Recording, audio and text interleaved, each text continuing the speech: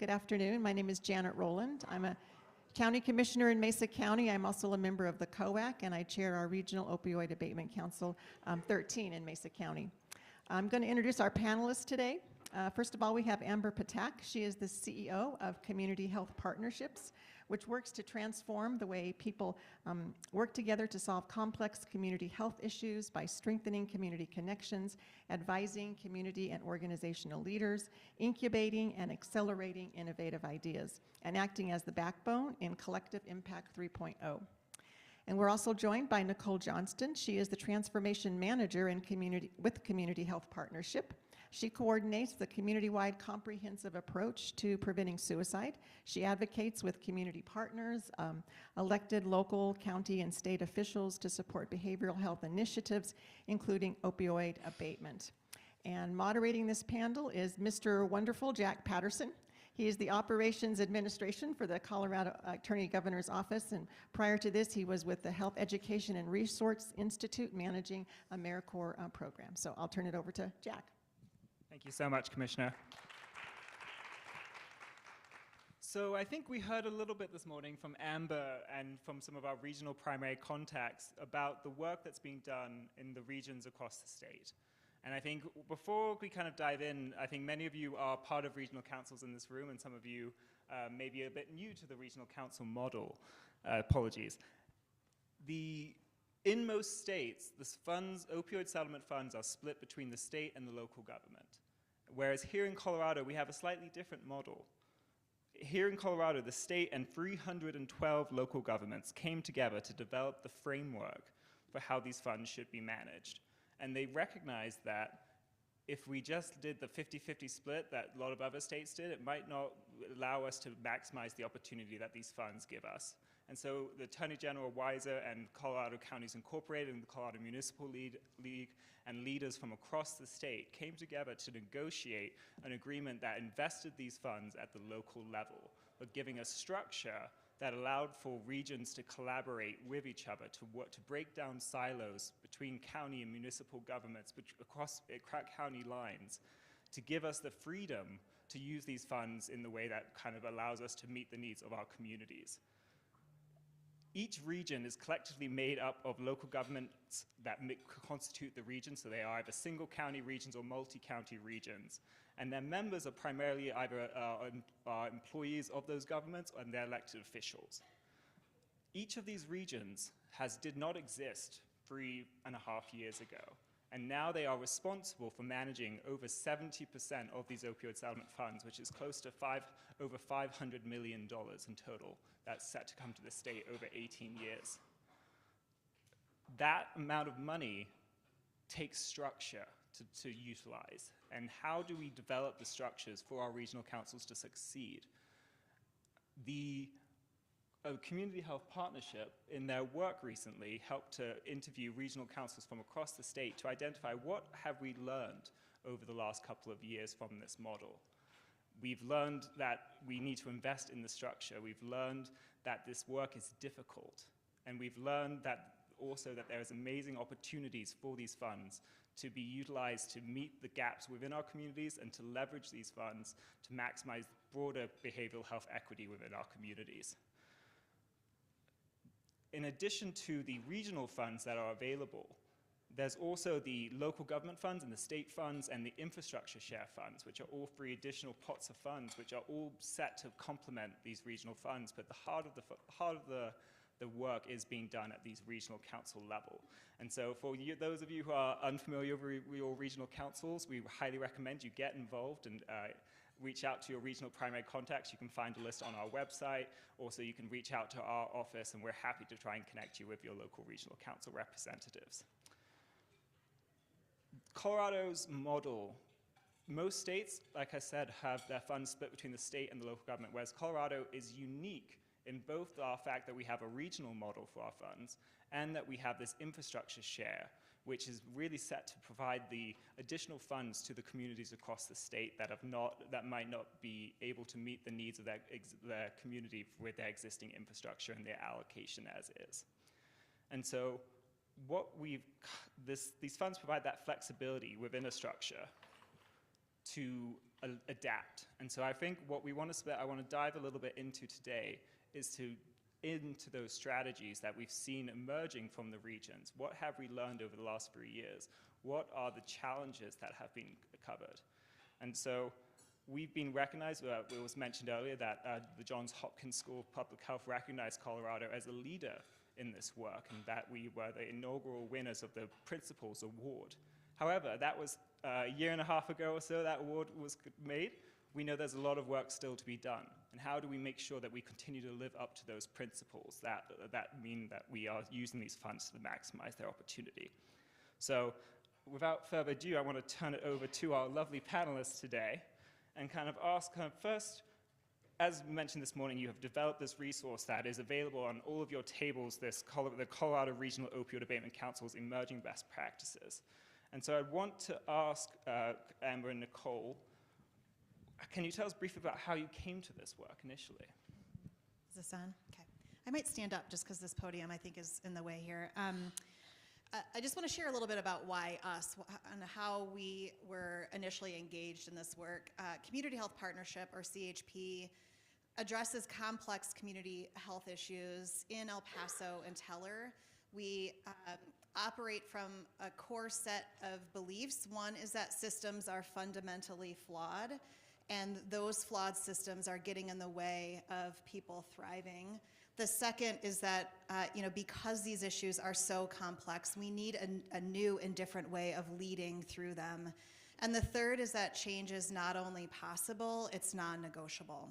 CHP has been convening community-based networks for many years, for about 32 years, and we've been supporting an opioid use disorder network and a co-occurring disorder network since 2016. That network identified the opioid settlement dollars as the biggest opportunity in our region to address systems change work around opioid use and broader behavioral health issues. So we have been convening in this space for quite some time. And we had started convening community partners to advocate to our local ROAC members before we even saw a dollar in our community, to ensure that community voice, people with lived experiences voices, were always front and center in this process. So for us, it's all about effective collaboration. When we're working on systems change work, collaboration is what is necessary. Many of us use this term collaboration all the time. And for those of us who are supporting it and leading it, most of us aren't describing it accurately. We don't come out of the womb knowing how to do this work. It's some of the most sophisticated way of organizing. And so what we've learned is that most people sort of jump into collaboration or use collective impact before really understanding the skills and how to build capacity to be able to engage in this really hard work. So CHP helps build those skills, and those skills are things like advocacy, facilitation, storytelling, understanding and acknowledging power dynamics, assessing community readiness, and then we also spend a lot of time working on foundational capacities. So that context is what we're bringing into this work. And then after the initial round of funding went out, we convened about 35 partners and said, what was your experience? How did you feel applying? What sort of communication worked for you? And we also interviewed folks who wanted to apply, who ultimately made the decision not to apply. And we asked them for their feedback as well. That feedback went directly back to Commissioner Stone, who's in the room, our district attorney, Michael Allen, and other members of the ROAC to say, hey, this is how people are currently experiencing this process. Some of it is great, some of it is not so great, and what are we going to do to improve? So we engaged with the Attorney General's office and said, look, we've got really good feedback here. What are other communities experiencing? And I don't know if this is good news or bad news, but we're all experiencing something. A lot of really good wins, a lot of really good things, and we're also experiencing a number of challenges. So this document that you have, and there are some in the back, was a lightning speed project. We did it in 30 days. We interviewed 8 of the 19 ROACs and over a 2-week period, and then spent about 2 weeks writing it. But we felt like it was a good representation of what folks are currently dealing with. And I know we'll get into content in just a minute. Anything else to add, Nicole? Yes, I just want to add, when we talk about CHP working with complex community health issues, obviously in the area of opioid co-occurring disorder, is we also work in the areas of behavioral health, suicide prevention, LGBTQ plus health equity, and homelessness. We know that this is not just a single issue, that there is a thread through all of these complex community health issues that you all are facing. We also know many of you may be fiscal agents, many of you may be ROAC members, and we heard this is new to us. What are other ROACs doing? And obviously there are the monthly learning sessions, and we learn a lot, and the Attorney General's office is incredibly supportive. But this was just a new opportunity and in a different way to get that information and share it with all of you. Awesome. Thank you so much. So one of the beautiful things about Colorado is we have so much diversity, and the 19 regions really constitute this. We have regions that are one county regions that are single government, such as Denver and Broomfield, and then we have regions that have up to 10 counties, I believe, is our largest region, and with up to 40, 50 different governments that constitute those regions. And so they're each completely unique in their model, both in terms of their composition from their governmental structure, but also from the challenges and the opportunities that they face within their communities.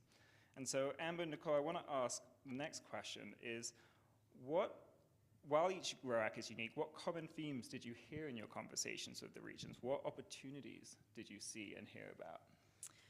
My middle name is Nicole, so it just sounded like you were my mother when you said Amber Nicole. No one calls me by my middle name, or my first name for that matter. So 9 themes emerged from this work, and you heard a lot about it today. Lori did a great job of highlighting some of the work in the San Luis Valley. The first, and you heard a lot about that this morning, is just the equitable council structure, ensuring that lived experience families are informing this process and helping make decisions about this process, that there are folks with learned experience, that there are providers that are able to sit at the table. They are working day in and day out in order to address this issue. So just ensuring that the meeting structure is equitable. We talked a bit about visioning. So I remember one of the comments, and I can't remember where it was from, but I said, where do you want to be in 20 years? What is your community going to look like? What do you want it to feel like?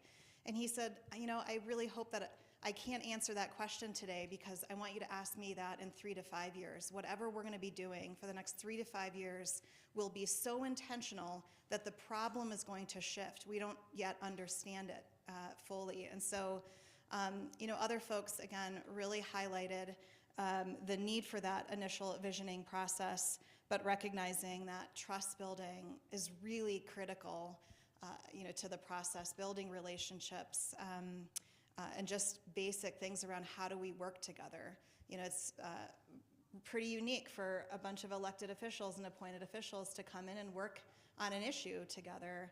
And being able to do that over, the next 18 years, and you've got turnover perhaps every 2 years or every 4 years, making sure that there is momentum and that there's understanding around what the issue is and what the vision is was really important. What I was blown away by was the rural response.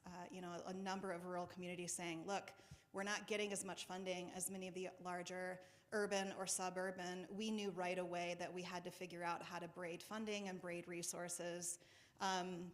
And I don't know, I just think that the relationships that rural communities already have helped springboard them into action a bit more quickly, because they knew that they had to rely on those partnerships that they've been developing for many years. And then, the other piece around collaboration, and I think that you addressed this earlier, Nicole, is there is a lot of work in the behavioral health space that's happening right now. There's a lot of convening around homelessness, a lot of convening around just broader behavioral health systems response. And what was really apparent to us from the beginning, it's the same people, but they just sort of change their shirt, go to the next room, and have a similar conversation, not understanding that it's all the same conversation. What are the systems that are at play here that are preventing people from thriving? How do we disrupt those people who need it, disrupt those systems who need it the most?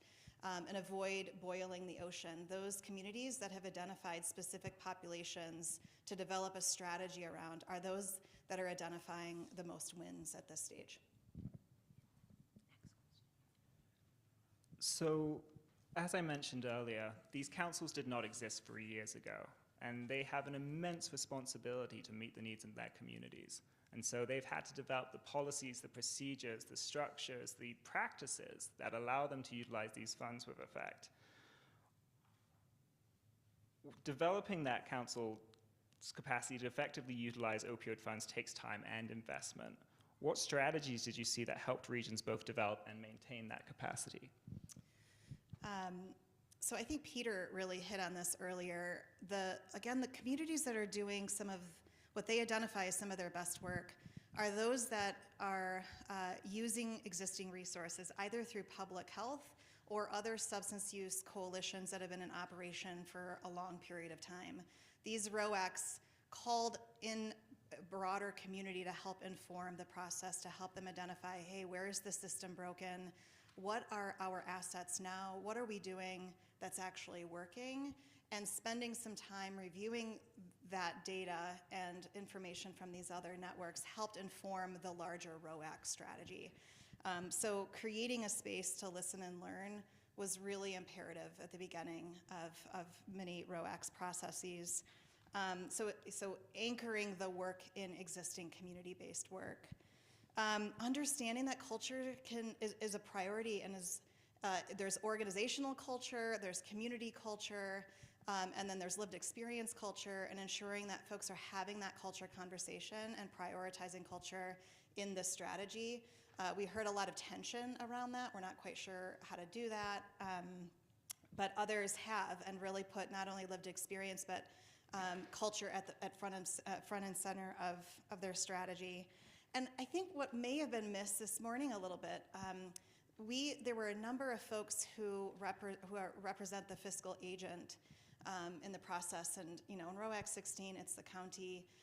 Others are county administrators, and they said, we don't know what we're really doing. We're not grant makers. We really needed support. Is there a way for county administrators to come together across the state to learn how to do this work better, how to do it differently? There was a lot of feedback, particularly in our community. Like, is this a contract? Is this a grant? What are the implications of that from a Tabor perspective? Are we even open to applying? And I think providing the technical assistance and capacity support for the fiscal agent has been something, at least in our own community, that has risen to the top as something that's necessary. So, but we heard that from other counties as well. Thanks. I just want to add, in addition to the clear strategies that Amber had referenced, a practice to support it is the communications piece. And that can go in many different areas. One is for ROAC members. We saw with one region, ROAC members were given talking points so they can go back to their constituents and communities about what is happening here. Another ROAC has a YouTube channel, so communities can see what's happening if they're not able to make a 2 o'clock in the afternoon meeting, to be able to have that. Really having that communication strategy to support the overall strategy. Having what is the overall goal of this ROAC, and how are we tracking that? What is the data dashboard of the Attorney General? So as we're sharing all of these best emerging practices for the actual strategy, a key point that some were really leading, some are just starting, some of you may be leading that after today, is that communications piece, both internally to stakeholders and to the community. Thanks, Nicole. Both of you have touched a little bit on some of the assets that a region has and can tap into. And these regional councils were really built to utilize the existing infrastructure and to utilize the existing partnerships that were in effect long before the opioid settlement funds kind of came into the picture. So I think I want to ask you both, what are the ingredients? What are those key assets that a region needs to kind of bring to the table to meet the needs of their communities? So obviously, the members of ROAC are a huge asset. And then we talked today, which is so important, our people with lived experience advising the process, our fiscal agents that we have, community members, partners, stakeholders. And one thing that I really want to emphasize, we mentioned this today, but having that public health expertise literally at the table. It is a challenge for ROAC members. Majority are elected officials, and they also are on other committees. They have lots of constituents, and to be able to also make decisions on this. So it's so important to have that public health expertise. It is a huge asset, and to have decisions driven by them. But we have that is the great opportunity, and really identifying champions on ROAC who are leading the charge and giving them the support they need. And really fortunate, again, not just saying this because you're here, but we've heard some really great feedback that the Attorney General's office is supportive of that, and of course the infrastructure grants, which we'll talk about a little later today, is a good opportunity to support. But I'm going to hand it to Amber if I forgot any of the other assets. The other piece that I would mention is just staffing. A lot of folks used a facilitator in the beginning, continues to use a facilitator. Most of the time, these facilitators or these staff are embedded community members, and that seems to make a real difference. So you understand the community that the ROAC is trying to serve. And then also just evaluation support. I think that people are still struggling with how do we measure our impact over time. And we all know that it's not just about, while this is incredibly important, it's not just about reducing opioid deaths, it's about increasing connection, reducing isolation. And so I think some sort of common framework for folks to be able to use, in addition to some sort of data hub, which many of you all have already developed and have implemented, getting clear on what success looks like is really important. And I think so much of what the ROACs are trying to do is to be successful. And I would say that if we knew all of the answers, we would be doing it already. And so I think, Commissioner Stone and others have really been talking about making space for innovation. There are things that we don't know the answer to yet, and ensuring that not everything has to be tried and true. Bringing people together to incubate an idea and figure out how to accelerate something to scale is also an opportunity that these opioid settlement dollars provide that we haven't had the opportunity to sort of connect with yet. So just making sure that there's space for innovation along the way too. Fantastic. So I think that pivots very nicely to my next question, which I'm actually going to turn out to the room. And I want to kind of open up for the rest of our time together today to hear from the regions. What is working for you? What are the opportunities? And I think the first question I'd like to ask is, these funds are so broad in the array of the approved uses. Many of you are familiar with Exhibit E, which lists over 120 different approved uses for these funds. That can be overwhelming. But at the same time, it is also an amazing opportunity that we can meet the needs that are local to our own communities. And so I think my first question I'd like to ask to the room, and Josie, if you're going to grab a mic and can kind of run around, please raise your hand, jump in, and Josie will bring a mic to you. But what strategies have you been able to implement with these funds that you might not have been able to do with other restricted funding sources? What gaps were you able to meet with these funds? Commissioner Stone.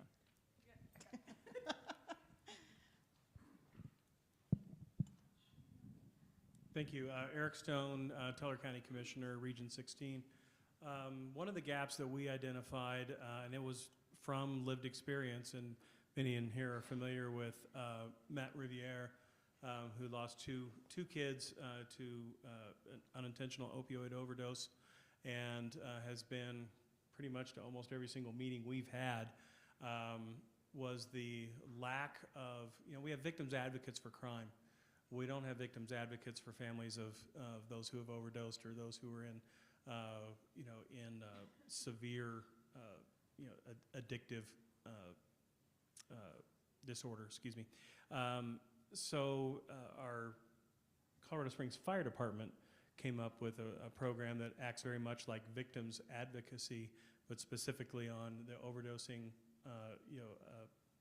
deceased experience for families, and it's going to act in a very similar way, where they're going to have access to funds to help them with, frankly, some very graphic realities of families that are going through this, including the scene of where it worked out, how to do funerals, how do they get the help that they need moving on through. So that was one gap that the lived experience piece brought to us that we were able to fill. There were a couple others, but I'll give up the mic because you want me to.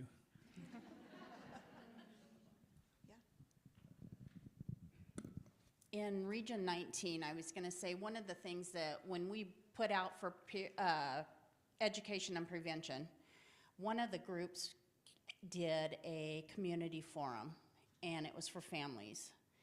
And some of the stuff that they were able to educate about it, but also these kids needed support, and they needed to see that the community saw them.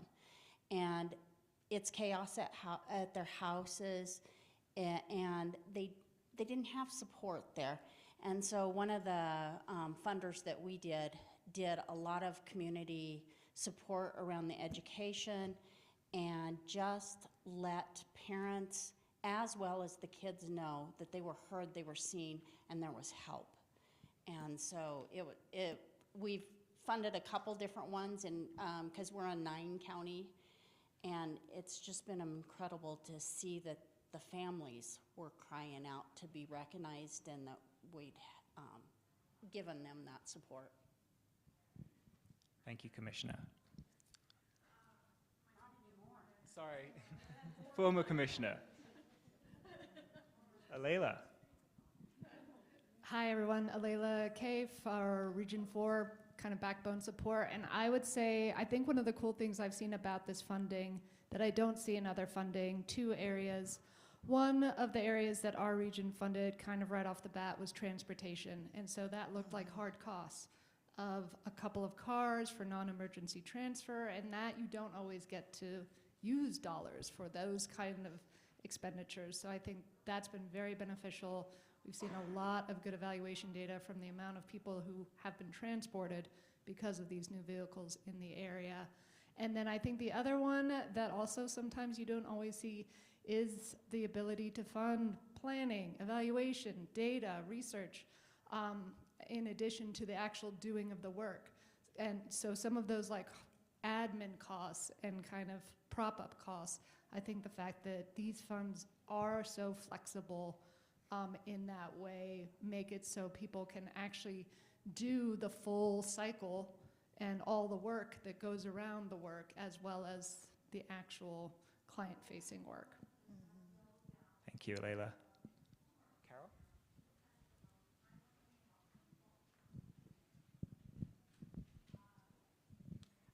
I'm Carol Block from Region 2, and I think one of the innovative things we did was around housing. We kept hearing that we need more supportive housing for people in recovery. We were like, okay, what can we do about that? Well, we did one thing that was pretty typical. We provided some additional funding for stipends to operate programs.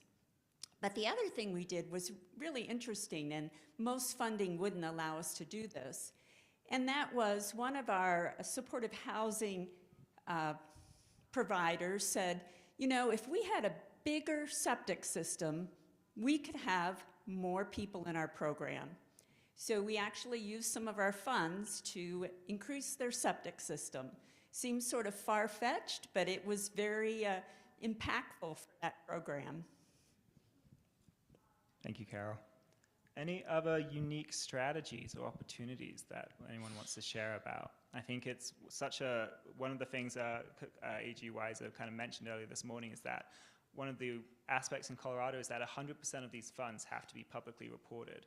And so we just finished the first round of expenditure reporting earlier this year, And you can see that over 15 million was expended through 2023, and there's an additional 50 million in planned expenditures. I encourage you all to look and see how are regions utilizing these funds, and it does look very different from region to region. We've seen in the northeast part of the state a massive investment in transportation and services, whereas when we look kind of a little bit to the northwest and some of the mountain communities, we've seen a huge amount of investment in workforce development, which is sometimes kind of harder to kind of facilitate. Got a question? Josie in the back? Oh, Rhiannon. Thank you. I was just going to add a thought, and it's less about what people are funding and more about how they are funding it. And I think something that's kind of unique about this whole process is the various mechanisms to awarding that we are allowed to take. And it's interesting when you look, I bet you all saw this at CHP, across ROACs. Some people started with RFPs, some people started with direct awards, and now everyone has kind of switched, and now they're trying the thing that they didn't start with, because perhaps the grass is greener on the other side. But I think that this speaks to the flexibility allowed in our MOU, that each community can really figure out the approach that works the best for them, that works the best for their fiscal agent, that works the best for their community partners. And we don't have to stick with the approach that we've started with. We can try multiple pathways for getting money out. And I think especially for those of us who are pigeonholed in public health, we're so used to the grant cycles. Having these various mechanisms for getting money out into the community has been really beneficial for the regions that my work supports, which is a few of them. Thank you so much, Rhiannon. Yes, go. Thank you. I just want to add to that, in addition to grants or contracts or how that, there were some really different approaches. Some had huge marathon sessions of the entire ROAC, reviewing all of the different proposals. Others had different work groups or a committee with public health leading the way, or a voice of lived experience. Some had contracted with their United Way and said, you're more the expert for this. So we also saw different best practices for the decision making of either the contracts or grants. Thanks, Nicole. The next question I want to put out to the room is on the infrastructure funds. And so you've heard that we've awarded $4.4 million in infrastructure awards. That is really the intent of those funds is to supplement the funds received by other parties, which, as previously mentioned, over 70% of those funds are being managed by the regions. And so you are the target audience for the infrastructure share funds. And we've seen, I believe, 12 awards to date, with ranging from developing the staffing structure to facilitate support a region, to transportation services, to recovery housing. And so I want to put out to the room, how are you looking at the infrastructure share funds? How are you planning to take advantage of these supplemental funds that are overseen by the Colorado Opioid Abatement Council to meet the needs of your communities?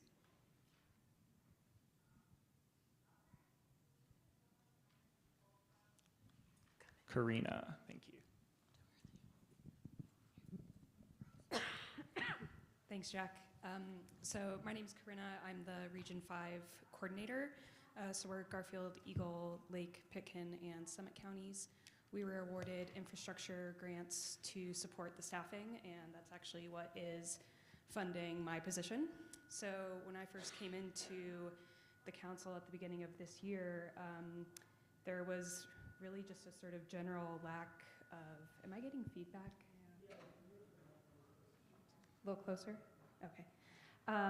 So there was just a lack of, I guess, engagement with the ROAC. So I really tried to develop some systems that would allow the members to become engaged again. And part of that was quarterly reports that I put out to the council and some stakeholders, as well as facilitating our work group meetings with some of our contractors in a way that allows us to share information across the council. I think those have been really helpful because a lot of our council members are not attending meetings super regularly, so being able to point them in the direction of a shared drive that has talking points, that has quarterly reports, has just been a really great support for them.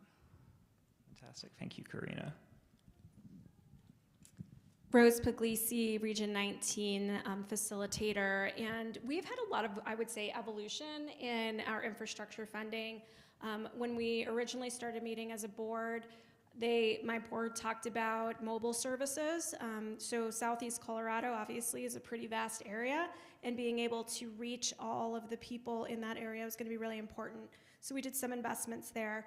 What we're finding now is I've gotten a lot more outreach from my board members and different providers about trying to actually potentially build facilities in our area, and how can we utilize the state's infrastructure money along with some of our C-Corps funds to help braid that funding. And so I think those conversations are continuing. I think there is, and I'll just throw out here, some hesitation on behalf of some board members about investing in like physical infrastructure as far as maintenance and then what happens long term, who takes care of these facilities. But I do think in those regions, the mobile services might be a really good middle ground for them. So we are having those conversations, and I think they're really important, especially in rural areas. Thank you. Thank you so much, Rose. Yes, it is over 70 million, I think, is the total amount that is available in the infrastructure share over the 18-year period. And so we are about to launch a new round of infrastructure funding in the coming months for 5 million in funding. And so I hope all of you are actively considering and thinking about what are the opportunities in our region. How can we leverage these available funds to meet the needs and really maximize the funds that you've already been allocated? Can I ask a quick question about that? How many of you did not know about the infrastructure funds until this moment? Okay, Region 16. Great. Thank you. So I want to pivot a little bit to kind of talk about engagement. And I think Karina just touched on this really well in terms of we're now heading into year 3 of these regional councils. That is, I think many of us hit the ground running and had a real engaged board maybe from the start that kind of committed to a mission, but this work is hard. It takes time. Many regions are meeting every month for a couple hours at a time, and they might be starting to see turnover, whether it's with elected officials, existing staff. And so how do we keep the momentum moving? What strategies kind of that can be engaged to maintain the region's capacity to act and to keep the members engaged with the work itself? So what strategies have your regions kind of been able to implement that allow you to keep your region engaged and to allow you to continue to meet the needs of your communities? Hi, I'm Marie Curran with Region 11 Denver. I'm the coordinator for our region. And we have had a lot of turnover. Our structure is that we have 11 voting members and 8 non-voting members of our ROAC. And we were having a really steep decline in engagement in the last 6 months, or the first 6 months of the year, I would say. And what was really huge was doing a huge push to recruit our new non-voting members, one of which is at the table with me. And we got so many incredible applicants, and we were able to actually select based on the kind of expertise and lived experience we knew we wanted on our council. And it is like an entirely different council than it was 6 months ago, because we have so much engagement and expertise in the room. And it was so much of just getting people to the table, but then also having a table that was ready for them to have their ideas shared. I think part of the issue we were having with engagement early on was, especially with our non-voting members, they weren't really sure what their role was. So some of them were like, well, I don't get to vote, so why am I even here? So we created subcommittees. We have 2 subcommittees. One's for membership and one is for strategic planning. And the strategic planning in particular, I think, has been really huge because that's where the expertise of the non-voting members actually shines and comes to the table, because we have some heavy hitters, some big wigs on our council as voting members, but they don't know the ins and outs of what's going on in a syringe access program or in a treatment facility or on the street, people who are actually engaging in this work. So having the right people at the table was huge. And then for us as the program staff, just trying to keep that institutional knowledge going and keeping documentation of things. But yeah, I credit it really strongly to our new membership because they've it's just so exciting and engaging to be at our meetings where before you would see some yawns, I think. Thank you so much, Marie. I think one thing that Commissioner Lasky, I think, hit on earlier this morning is the opportunity to pivot with these funds, and that we continually have the ability to say, okay, this isn't working. And that can include your regional council structure. Each region had to develop their own bylaws and structures and set their membership allocations and figure out how they recruit members. And so if you're struggling with your membership, I encourage you to all look at the opportunity to pivot, to say that maybe we do need, I think I recall a region saying to me that they realized about 2 years in that they didn't have everyone right at the table, and that they needed to look again and say, who are we missing? We don't have the schools involved. We don't have the human services involved. We don't have public health involved. And so that opportunity to revisit your membership, and as you are looking at kind of the inevitable cycling of your members, I highly encourage you all to look at the opportunity to revitalize your region and see that as an opportunity itself, and maybe not fear too much that turnover. Any other points on that? Let's go to Heather first.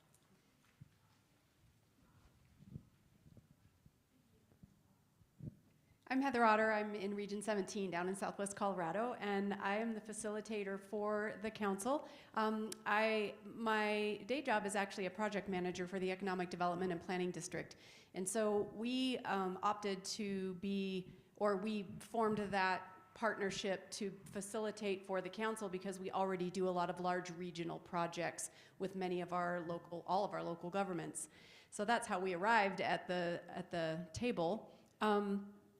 But the engagement piece, I really have enjoyed that, and we had to figure out something because the better part of a full year was waiting on the results of a feasibility study. We did a full-blown study to look at where the gaps were and where we could use those funds for highest acuity. And so in that time, it felt like a lot of waiting. And so we did a subcommittee, much like you did, and we called it the Education Subcommittee, and we just started inviting in speakers. And we also did a really impactful lived experience in-person session where we had one of our council members and then a partner who told their story. And so it just helped to help us learn. Along the way, there were all many topics, and we all had different opinions and gaps in our own knowledge. So the Education Committee did a great job of just, we met every month. And so we typically had something every month for folks. And then the other thing that's been successful is just doing orientations. So anytime we bring on a new member, voting or advisory, I provide a Zoom session, and then we have, so I have kind of just developed a basic orientation. And then I also invite one of the longer time members to be in that orientation so they can say hello and welcome that person, or we sort of combine that with some, hey, hello, welcome, our acronym is SWORD, Southwest Opioid Response District, welcome to SWORD. And so I will typically ping my council members and say, hey, would you mind sending out a hello email to this new member if they weren't on the orientation. So those are two things that have worked fairly well for us. Thanks so much, Heather. Commissioner Holly Williams, El Paso County. I was going to say, I was one of the ones dropped into this process 1 year in. First meeting I went to, we were listening to all the presentations, and everybody was into acronyms, Matt, Mood, and I'm sitting here typing on my cell phone as fast as I can, figuring out what in the world I'm doing. So when James, who's our facilitator, suggested we go back through and discuss where we've been and how we got there, I was 100% for it. We're going to have 3 new commissioners out of 5 in January, and we're starting the training the day after the election for them. It is drinking from a fire hose. Next April, our city council has elections. We'll have new city council members. And so having something to train your new members is fantastic, because you come in and you feel like you can't make an immediate impact because you're just trying to figure out what in the world are we doing. And then The other thing that I pointed out, I looked at Eric pointedly this morning about something. He probably was wondering why I was looking at him over the table, but we don't have a big enough room to meet in my humble opinion, which is never humble because I'm a commissioner, but it would be nice to have a room where everybody, like in San Luis, you can sit around and have 55 people sitting around the table. We only have 2 rooms one room at El Paso County and 1 room at Pikes Peak Area Council of Governments who could probably handle our whole committee, voting and non-voting, around a table. And that is really important, I think, to be able to look at other people in the eyes, especially to give our non-voting partners the respect that they deserve, and because so often they have to raise their hand in the back and say, "Can I say something?" And they usually have something very valuable to say. So those are my comments. Thank you. Thank you so much, Commissioner. I think we have time for one more. Anyone else? One more. Sarah? So I'm Sarah Mock. I'm with Region 7 so Broomfield, not in Broomfield. We're just Broomfield. So we actually identify a little bit more rural than Front Range in these settings, to be honest. It's kind of interesting to hear about this. But thinking about what's worked for us off of this comment around being in the room, we never meet virtually because of that being able to talk to each other in person and have that equal opportunity to voice opinions.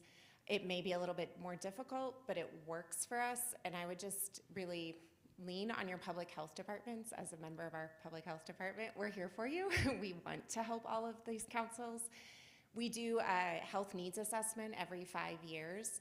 If your health department has done one recently, opioids is certainly part of that, behavioral health in general. So they have the data, they know where to find it, even if they don't have the right question or right there for you, but they'll be able to answer your questions eventually. So I would just be in touch with them. There are staff that are already in place, just kind of coming back to a lot of the things that our speakers were talking about. I was like, yep, check, embed it in the other work, check, because it's not going to stand alone. If we're not doing housing and behavioral health, it doesn't work. So it keeps that momentum going as well, because there's already other people. You get to bring in new voices or new feelings about a different topic, and it just is remotivating. One other small thing is, I think we often forget to celebrate our successes and kind of really acknowledge how far things have come in a very short amount of time. Our court navigator, we've funded her 2 years. She's seen over 300 people to get them into some sort of treatment or recovery situation. That's $50,000 at work. So just kind of thinking about like really putting those back out there in that numerical sense of like 300 people. Wow, that's really cool that 300 people have gotten a touch. Maybe they're not fully recovered or in recovery yet, but they're on their way. So having some contact that way. Thank you so much, Sarah. So I think we're coming up on our time here. So I just want to close with, first of all, a thank you to all the regional council members, your voting, non-voting, the support staff, the community stakeholders, the providers, the grantees, the recipients who are doing the work. And I think what I will emphasize is that in addition to the resources in your community that are there, we at the Attorney General's office are here to help however we can. And I think one of the things that kind of got mentioned earlier today, kind of around orientation, is something we might be looking at, is doing a kind of an orientation for all regional council members in the spring. And so we'd invite you all to kind of bring those in so we can kind of, how do we develop these resources that can be used both for you at a regional level, but also can be shared at the state level. And so we want to hear, how can we help? What are the challenges that you're facing? And more importantly, how can we learn from each other? Each of these regions has had amazing successes, and you've heard a little bit about them today. And I encourage you all to make those connections, to reach out to your fellow regional representatives and ask, how are you doing this? How have you navigated these challenges? Because we're in this together. We might have 19 regions, but we're all in Coloradans together. And so I think I just want to close with just a touch of appreciation and also a bit of excitement, because we have so much work to do ahead of us. But I know that the people in this room are going to make it happen, and we will help make Colorado a better place for it and continue to be leaders in this state. So thank you all for your time, and I look forward to continuing to work with you all.